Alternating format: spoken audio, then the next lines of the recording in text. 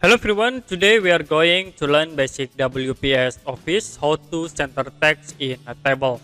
As example, I will insert tables. You can click this insert menu and click tables. I will use this option.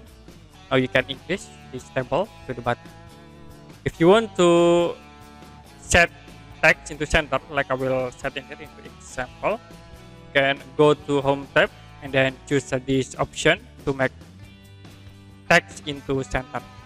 In this option, you can also type example, and then to make this text into center, you can right click and then choose cell alignment. You can choose this option to move into center. Okay, that's it for basic WPS Office Word, how to center text in a table.